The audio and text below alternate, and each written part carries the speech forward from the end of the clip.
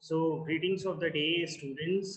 I welcome you all for the online video lecture series on the railways, airport, and waterways. So, this course has been designed for the Department of Civil Engineering students. So, in the continuation to the module 1, we will be covering lecture 6, part 2.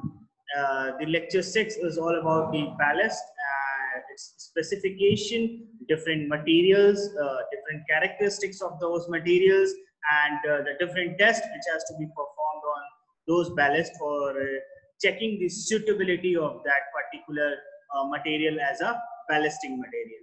Right. So this will be the lecture 6, and it will be the part 2. In part 1, we have covered different type of the ballast material. In this lecture 6, part 2, we will covering the test on the ballast. Right. So if we will look towards the contents of the lecture, so till now we have covered these three parts. In the part 1, you can go and check my lecture 6 part 1 available on the YouTube.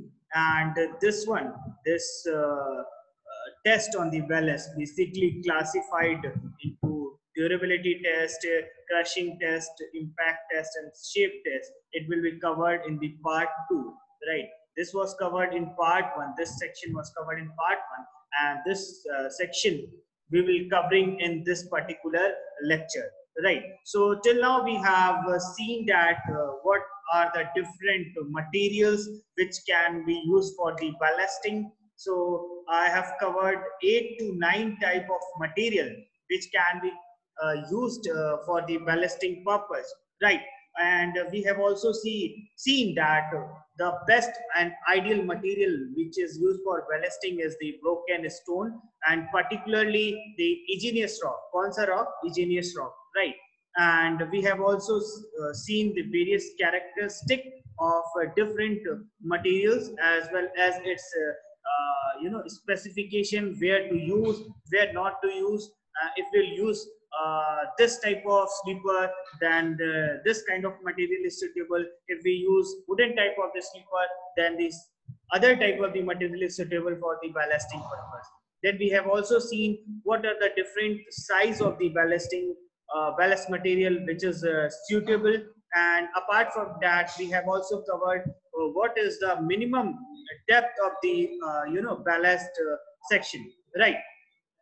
So now in this lecture we'll cover the different tests on the ballast. So we'll look toward the test we'll look toward the test on the ballast one by one. So let us have a look at that PPT.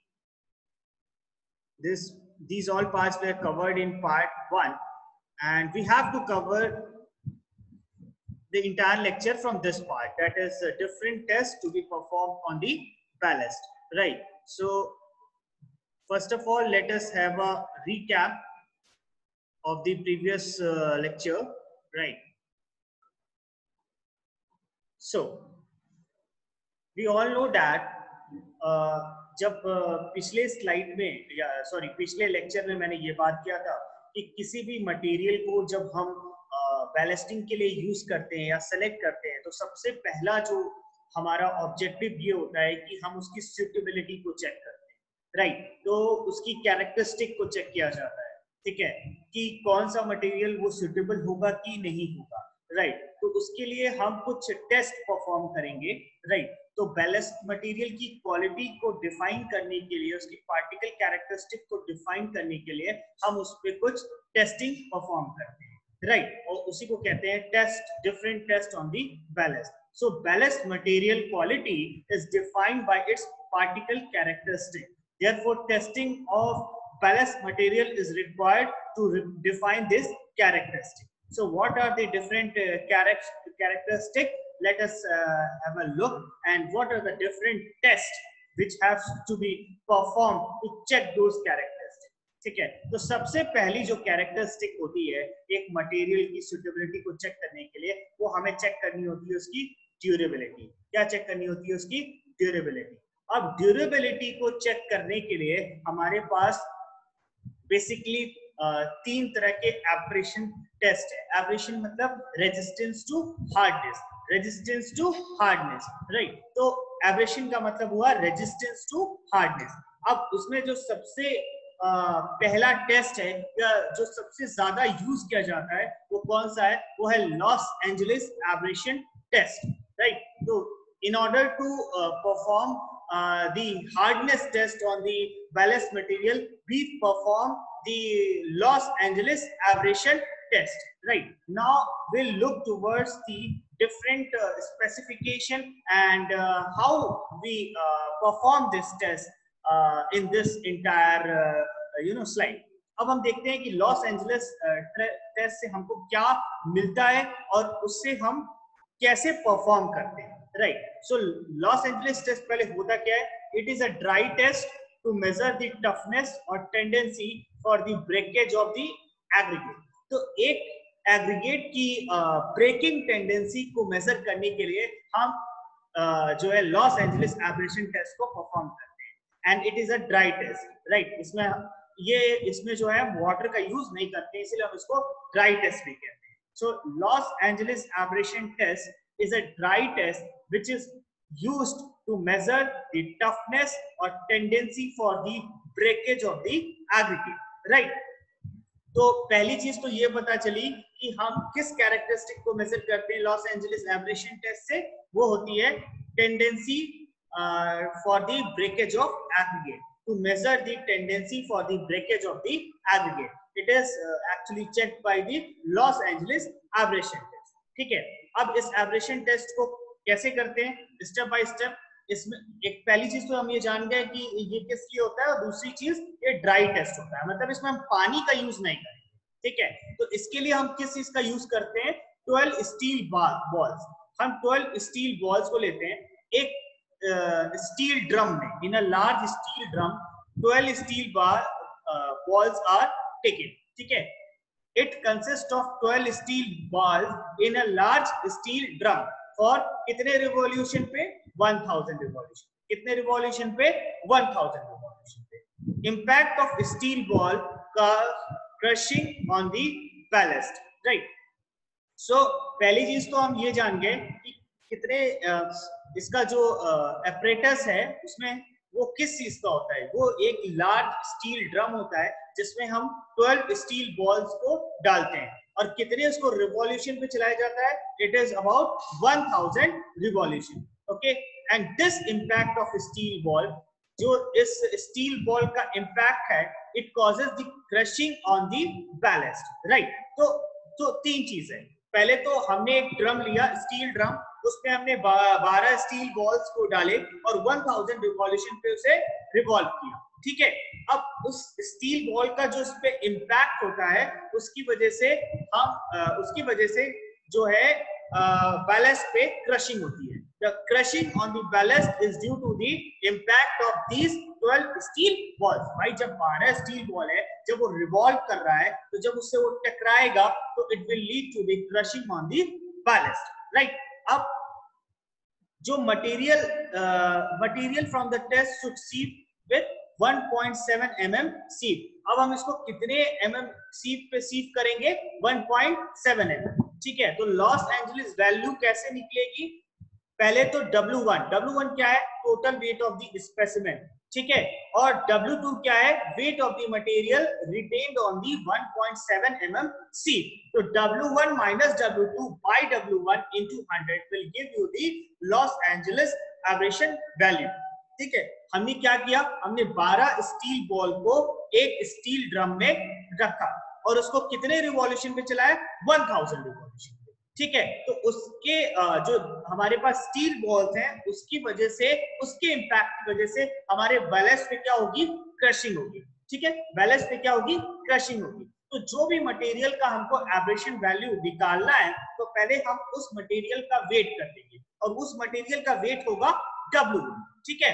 और उसके बाद जब उसको हम उस drum में डालेंगे और 1000 रिवॉल्यूशन के बाद निकालेंगे, तो 1.7 mm सीप यूज करके हमें उस पे सीप करना होगा, ठीक है। तो जो रेजिड्यू बचेगा 1.7 mm सीव करने के बाद वो हम वेट कर लेंगे, और वो कौन सा वेट हो जाएगा, वो W2 हो जाएगा। और इन दोनों के जो बीच का डिफरेंस होगा, मतलब weight of the specimen and the weight of the residue after sieving it through 1.7 mm sieve, उन दोनों का डिफरेंस का हम रेशियो लेंगे with the weight of the specimen, that is W1 minus W2 upon W1, W1 minus W2, W1 minus W2 एक हमारा निकल के आ गया, W1 क्या है, वेट ऑफ द स्पेसिमेन, और वो क्या है जो सीव करने के बाद, और इसका किससे रेशियो W1, और इसको किससे मल्टीप्लाई कर देंगे इनटू 100, तो ये क्या निकल के आ जाएगा LAA। इसको क्या कहते हैं, लॉस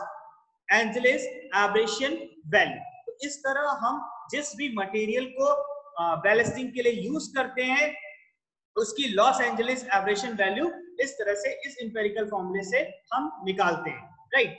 अब लॉस एंजलिस एब्रेशन टेस्ट के लिए जो लॉस एंजलिस मशीन का यूज करते हैं वो कुछ ऐसा दिखता है, राइट। तो अभी मैंने आपको बताया था कि it consist of an steel drum, so this is actually your steel drum, right, this is your steel drum, ठीक है। ये आपका स्टील ड्रम है, इसमें हम कितने बॉल्स का यूज करते हैं, 12 स्टील बॉल्स का हम यूज करते हैं, और ये 12 स्टील बॉल्स को हम यूज करने के बाद जो 1000 रिवॉल्यूशन पे इसको रिवॉल्व करते हैं, कितने पे रिवॉल्व करते हैं, 1000 रिवॉल्यूशन। तो 1000 रिवॉल्यूशन पे रिवॉल्व करने के बाद जो मटेरियल बचता है उसको हम कितने पे सीव करते हैं, उसको हम सीव करते हैं 1.7 mm सीव पे, और उस सीव करने के बाद जो वेट होता है उसको हम क्या वेट करते हैं, W2, और जो स्पेसिमेन का वेट है minus W2 upon again specimen का wait into 100 will give you the Los Angeles aberration value, ठीक है,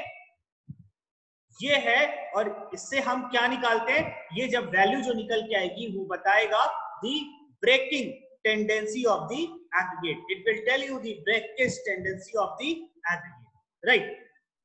अब ये तो हो गया, हमको पता चल गया कि ब्रेकिंग टेंडेंसी एग्रीगेट की कितनी है, ये हमने लॉस Angeles value Los Angeles abrasion test से निकाल के लॉस एंजलिस एब्रेशन वैल्यू निकाल ली, और उससे हमको पता चल गया। अब दूसरा जो टेस्ट है वो होता है क्रशिंग टेस्ट, ठीक है। तो क्रशिंग टेस्ट से हम क्या निकालते हैं, to test the resistance of the aggregate to crushing under the wheel load, ठीक है। तो it measures the resistance of an aggregate, it measures the resistance of an aggregate to crushing under the wheel load। तो ये कौन सा test हुआ, ये हुआ क्रशिंग टेस्ट, ठीक है। तो इट मेजर्स, आपका जो लॉस एंजलिस टेस्ट था वो क्या था, वो ड्यूरेबिलिटी को चेक कर रहा था, मतलब उसकी ड्यूरेबिलिटी का मतलब कि वो ब्रेक होगा कि नहीं होगा, अपने लाइफ स्पैन में वो ब्रेक होगा कि नहीं होगा। तो ड्यूरेबिलिटी को हमने कैसे निकाला, हमने लॉस एंजलिस का टेस्ट का सहारा लिया, ठीक है। तो लॉस एंजलिस टेस्ट से हमें उसकी ब्रेकेज टेंडेंसी के बारे में पता चली, जो LAA मतलब लॉस एंजलिस एब्रेशन वैल्यू से हमें पता चली। और क्रशिंग टेस्ट से हम क्या निकालते हैं, we find the its resistance of an aggregate to crushing, किसके अंडर, अंडर दी व्हील, ठीक है। और उसमें हम उसमें जो है LAA निकालते हैं, इसमें एग्रीगेट क्रशिंग वैल्यू निकालते हैं, राइट। तो इसको कैसे निकालते हैं, इसको निकालने के लिए हम aggregate passing 12.5 mm IS sieve and retained on 10 mm IS sieve is selected for the standard test। हम जो इसमें सीविंग करते हैं उसके लिए जो हमारा सीव है वो होना चाहिए, the aggregate should pass through the 12.5 mm sieve and it should retain on the 10 mm IS sieve, ठीक है, and then it is selected for the standard test, right। Material is placed in a steel mold of 150 into 180 mm deep। उसमें हम steel drum का use करते हैं, इसमें हम steel mould का यूज करते हैं, और वो उसका जो साइज है वो 150 into 180 mm होता है, राइट। और कितने mm का हम सीप यूज करते हैं, 12.5 mm सीप से पास होना चाहिए और 10 mm सीप पे वो रिटेन करना चाहिए, वही हम स्टैंडर्ड टेस्ट के लिए यूज किया जाता है, राइट। तो 12.5 mm सीप से वो aggregate should pass and 10 mmc पे aggregate should be retained, ठीक है. तो it is selected for the standard test. और मटेरियल को फाइनली प्लेस किसमें करते हैं? Steel mould of 150 into 180 mmd. उसके बाद क्या करते हैं? ये तो हो गया पहली चीज, ये पता चली कि हम इससे resistance of an aggregate to crushing under wheel load. We determine the resistance of an aggregate to crushing under the wheel load using the crushing test. And for this, the aggregate should pass 12.5 mm ISC and it should retain on the 10 mm ISC. ठीक है. और इसको जो steel mould में रखते हैं उसका dimension होना चाहिए 150 into 180 mmd. ठीक है. Now the load is applied through the plunger at a uniform rate of 4 tons per minute until the load is 40 tons and then the load is released. ठीक है. फिर हम उसमें तो रिवॉल्यूशन करते थे. ठीक है. रिवॉल्यूशन करते थे 1000 रिवॉल्यूशन अब उसमें प्रोवाइड करते थे. इस केस में हम क्या करते हैं? लोड को अप्लाई करते हैं प्लंजर के थ्रू. ठीक है. और कितने रेट पे? 4 टन्स पर मिनट. ठीक है. और कब तक प्रोवाइड किया जाता है? जब तक कि लोड फाइनली 40 टन्स का उस पे नहीं हो जाएगा, तब तक हम 4 टन्स पर मिनट की रेट के अकॉर्डिंग हम उस पे लोड को प्रोवाइड करेंगे और फिर लोड को क्या कर देंगे? रिलीज कर देंगे. ठीक है. तो ये भी एक ड्राई टेस्ट है. ठीक है. जैसे कि आपका लॉस एंजलिस टेस्ट एक ड्राई टेस्ट होता है, वैसे क्रशिंग टेस्ट भी क्या होता है? वो भी एक ड्राई टेस्ट होता है. राइट. तो फिर कैसे वैल्यू निकलेगी? एग्रीगेट क्रशिंग वैल्यू कैसे निकलेगी?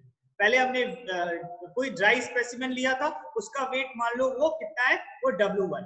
ठीक है. वो W1 है. और जो भी material weight of the material passing through 2.36 mm ISC, it is taken as W2. ठीक है.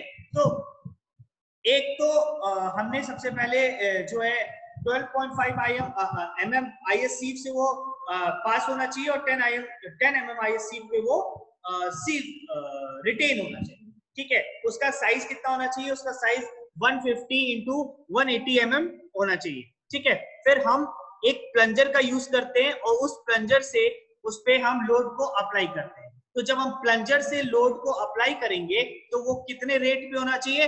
4 tons per minute till the 40 tons of the load has been applied, then it is released. ठीक है. तो उससे क्या निकल के आया? उससे तो सबसे पहले W2 by W1. W1 क्या है? Wait of the dry specimen. और W2 क्या है?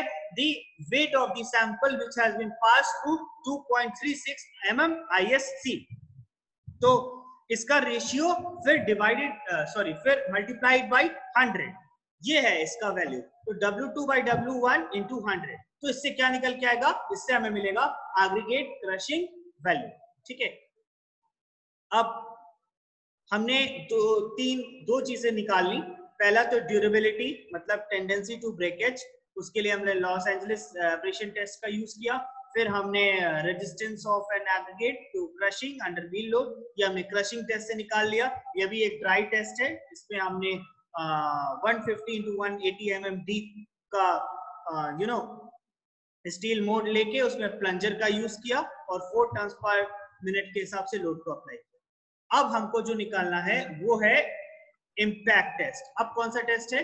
वो है इम्पैक्ट टेस्ट. राइट. तो इम्पैक्ट टेस्ट पहले तो ये आप कोई भी टेस्ट जब आप परफॉर्म करते हो तो उससे किसी ना किसी कैरेक्टरिस्टिक को आप मटेरियल की किसी ना किसी कैरेक्टरिस्टिक को आप डिटरमाइन करते हो. ठीक है.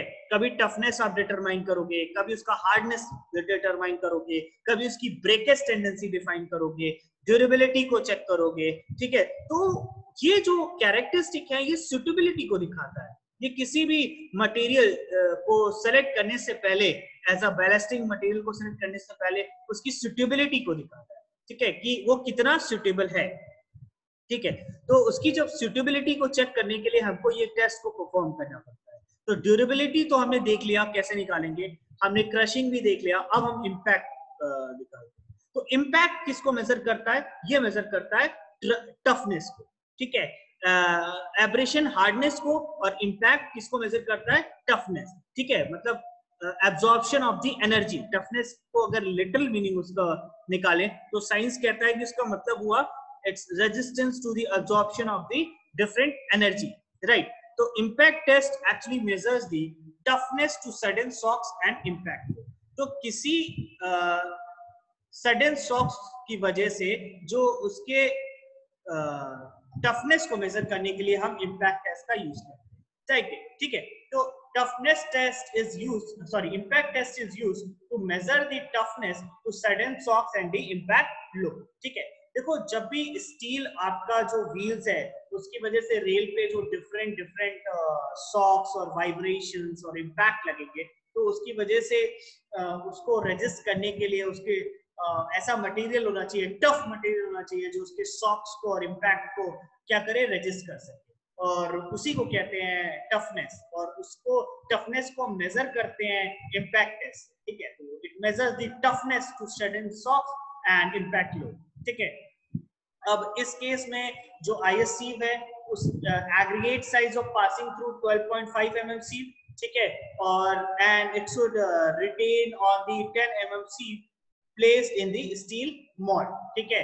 अगेन 12.5 है IS 12.5 mm IS sieve से वो क्या होना चाहिए, पास होना चाहिए, और 10 mm IS sieve पे क्या होना चाहिए, वो रिटेन होना चाहिए, ठीक है। उसमें हम प्लंजर से लोड को अप्लाई कर रहे थे 4 tons per minute till the 40 tons of the load has been applied. हम इस केस में क्या करेंगे, it has been subjected to 15 blows, ठीक है, 15 blows with 14 kg weight of the hammer at a height of 380 mm, right?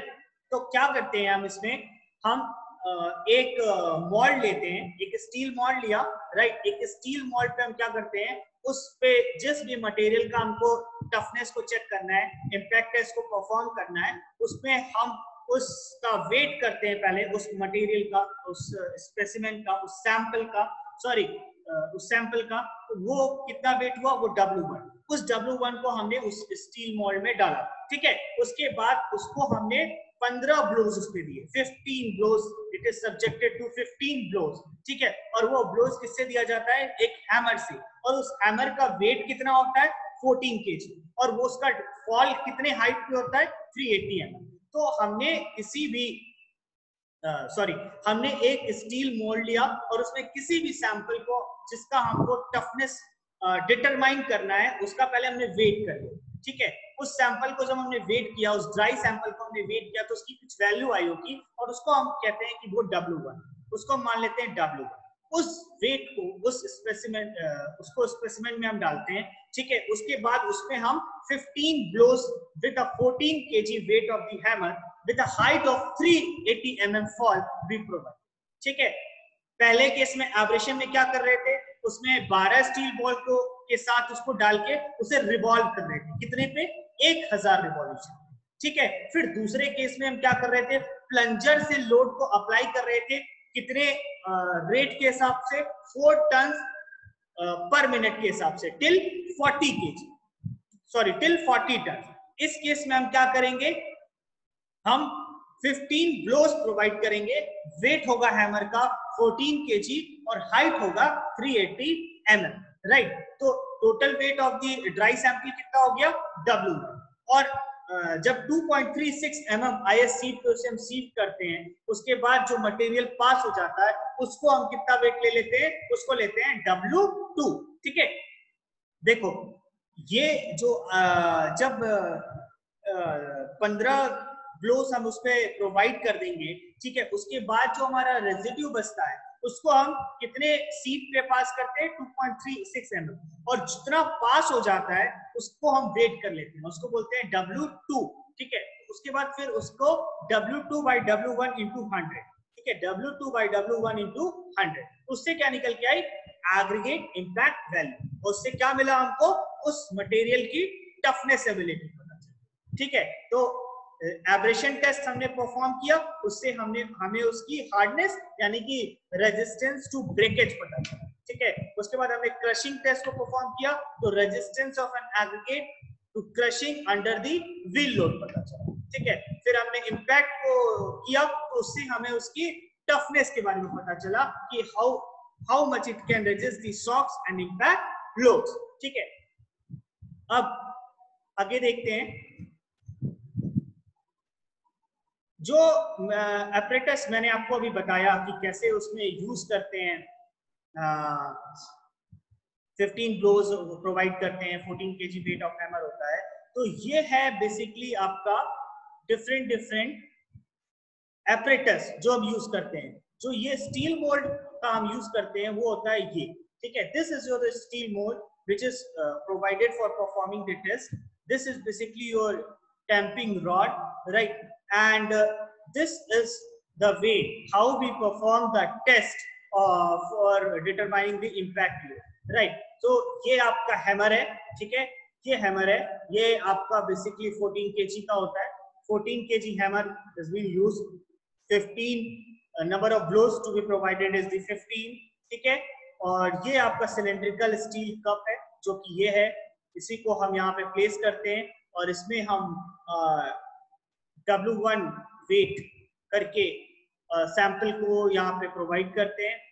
These are your lifting handles, these are your hammer guide bars, this is your hammer, this is your chamfer, and this is your cylindrical steel cup, and this will be your base. So this is actually your entire equipment which is used for determining the impact load, impact test on the different types of agriculture, ठीक है। तो जब इस lecture में मैंने शुरू किया तो डिफरेंट टेस्ट मतलब डिफरेंट कैरेक्टरिस्टिक को डिटरमाइन करने के लिए डिफरेंट टेस्ट परफॉर्म करना स्टार्ट किया था। तो उसमें पहला हमने आपको ड्यूरेबिलिटी टेस्ट बता दिया जो लॉस एंजलिस एब्रेशन टेस्ट का यूज किया। देन दूसरे टेस्ट में हमने ये देखा कि हम कैसे उसकी क्रशिंग वैल्यू को निकालते हैं, राइट। उसके बाद हमने देखा कि कैसे टफनेस यानी कि इंपैक्ट वैल्यू को निकाला जाता है। अब एक और टेस्ट है, हमने LAA निकाल लिया, एग्रीगेट इंपैक्ट वैल्यू निकाल लिया। अब अगला जो टेस्ट है और वो बहुत ही इंपॉर्टेंट है, उसकी शेप को डिफाइन करना, ठीक है। तो उसकी शेप को डिफाइन करने के लिए 2-3 टेस्ट हैं जो परफॉर्म करते हैं। 2 टेस्ट बेसिकली हम परफॉर्म करते हैं किसी भी एग्रीगेट को इस शेप को डिटरमाइन करने के लिए। हम उसकी या तो फ्लैकीनेस इंडेक्स को निकालते हैं या तो इलोंगेशन इंडेक्स, ठीक है। तो चौथा जो टेस्ट है वो है शेप टेस्ट, ठीक है।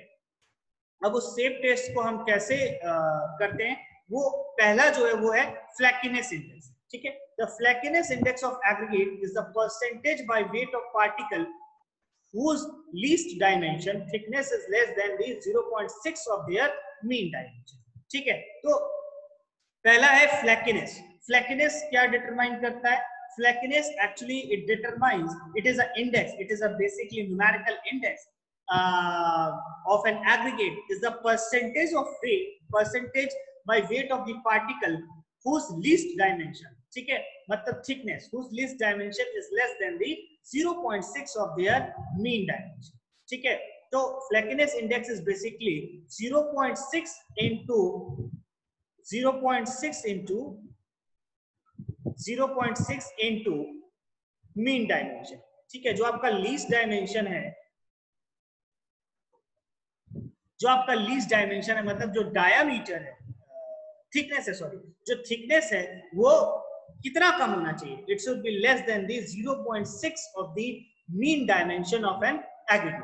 तो ये किससे निकालते हैं? ये फ्लैकीनेस से निकालते हैं, फ्लैकीनेस इंडेक्स। फिर इलोंगेशन इंडेक्स क्या है? उसमें 60%, इसमें कितना है?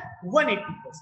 तो elongation index of an aggregate is the percentage by weight of the particle whose greatest dimension, मतलब क्या greatest dimension क्या होता है? length.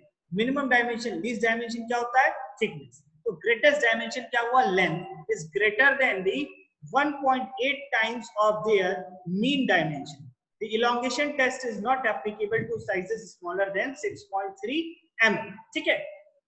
तो फ्लैकीनेस इंडेक्स ये डिटरमाइन करता है कि जो उसका लीस्ट डायमेंशन है उस एग्रीगेट का, वो है आपका thickness. It should be less than the 60% of their mean dimension, ठीक है, 60% ऑफ देयर मीन डायमेंशन। और इलोंगेशन इंडेक्स क्या कहता है? इलोंगेशन इंडेक्स ये कहता है कि जो उसका ग्रेटेस्ट डायमेंशन है मतलब length, it should be greater than the 180% of their mean dimension, ठीक है।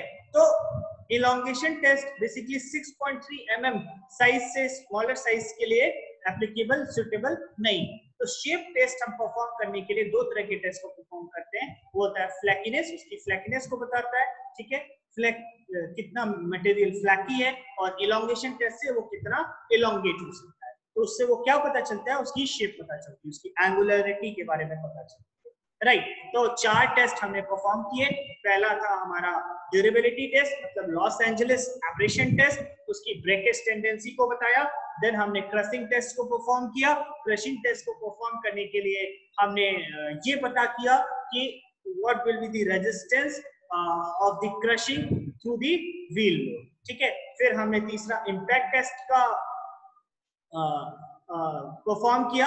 इम्पैक्ट टेस्ट से हमको क्या पता चला, रेजिस्टेंस टू द टफनेस। फिर हमें चौथा शेप, उसकी एंगुलरिटी के बारे में पता चला, उसके शेप के बारे में पता चला, जो कि दो तरह से होता है। एक होता है फ्लैकीनेस, मतलब उसमें उसकी mean dimension 60%, sorry least dimension 60% of the mean dimension से कम होना चाहिए। और इलोंगेशन इंडेक्स में क्या होता है, जो आपका ग्रेटेस्ट डायमेंशन है वो 180%, यानी कि 1.8 times, it should be greater then 1.8 times of their mean dimension. और ये 6.3 mm साइज जो पार्टिकल है उससे कम के पार्टिकल के लिए सुटेबल नहीं, right. So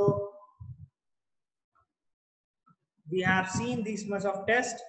So this comes to the end of the lecture 6 part 2 also. So the lecture 6 was all about the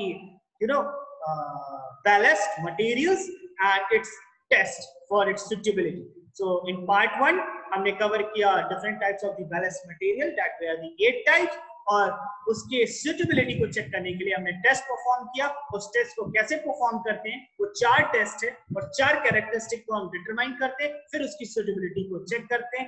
उसको चेक करने के लिए हमने टेस्ट परफॉर्म किया और वो 4 टेस्ट है वो हमने पार्ट 2।